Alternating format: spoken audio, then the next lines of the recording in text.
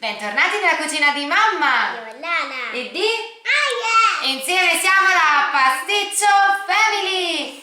Oggi faremo un dolce dedicato a tutte le donne, ma in particolar modo ad una speciale per noi, la mia migliore amica ed una zia meravigliosa. Zia Sciucca, questo video è tutto per te, la nostra Red Velvet vegana. Gli ingredienti sono molti. Partiamo da quelli per il pan di Spagna: 375 g di farina 00, 375 g di zucchero bianco, 150 g di margarina a temperatura ambiente, 80 g di fecola di patate, 70 g di latte di soia o altra bevanda vegetale, 300 g di yogurt bianco vegano, 30 g di cacao amaro, 5 g di sale senza di vaniglia, 30 g di aceto di vino bianco, 40 g di colorante rosso alimentare e 16 g di lievito per dolci in polvere. Iniziamo subito! Dedichiamoci quindi subito alla preparazione del pan di Spagna. Ci servirà la planetaria con il suo braccio a foglia. Se non l'avete potete utilizzare lo sbattitore elettrico, ma farete un po' più fatica. Andiamo a mettere all'interno della planetaria la nostra margarina a temperatura ambiente, ecco qua, e facciamo amalgamare qualche minuto, circa 5. Una volta che avrà iniziato a montare, aggiungiamo il nostro zucchero bianco, poco alla volta. Una volta che avrete aggiunto tutto lo zucchero, lasciate montare per ulteriori 5 minuti. Dopo circa 5 minuti andremo ad aggiungere anche l'essenza di vaniglia e il sale e lasceremo amalgamare ancora. Nel frattempo vi faccio vedere la preparazione di un'altra componente da inserire.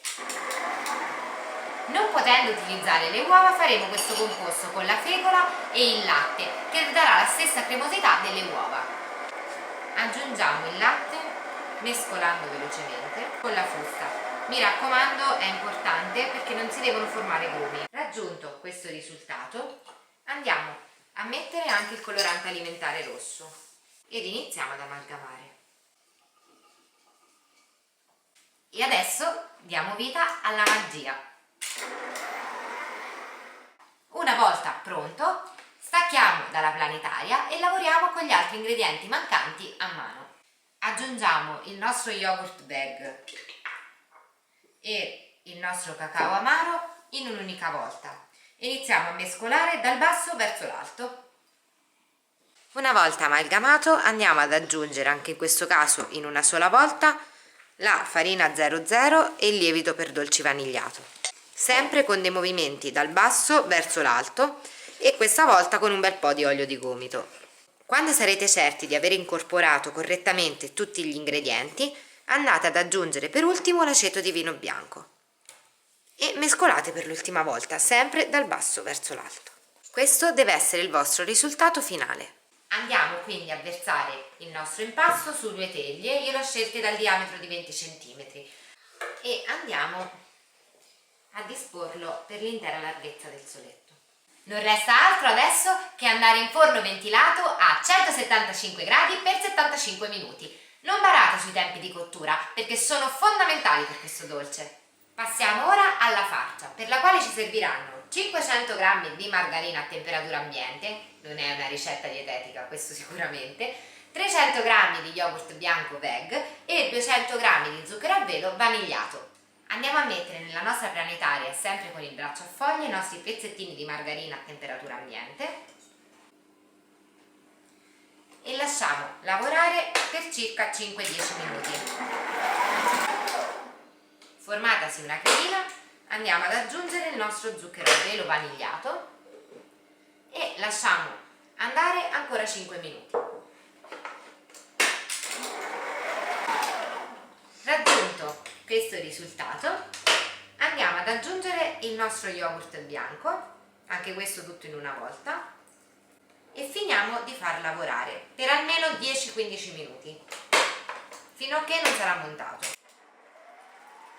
Una volta raffreddata, impiegherà circa 3 o 4 ore, andiamo a tagliarla esattamente sul bordo formato così dal soletto, prima dell'inizio della cupola. Incidiamo leggermente con la punta e poi pian piano entrate con l'intera lama, fate molta attenzione, guardate che bellissima colorazione all'interno, soffice e spugnosa al punto giusto. Passiamo alla farcitura.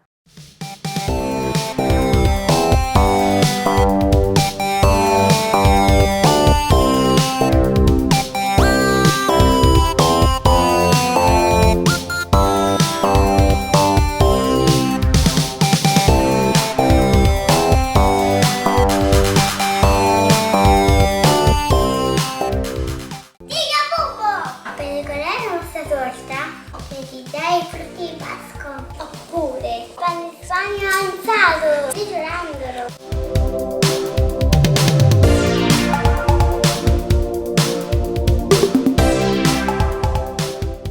Ed ecco qui la nostra Red Velvet Vegan fatta apposta per voi. E mentre noi virtualmente festeggiamo il compleanno della nostra zia, ricordatevi, se il nostro video vi è piaciuto, iscrivetevi al canale Mettete il campanellino e lasciateci un like. Auguri zia Sciucca, ti vogliamo bene!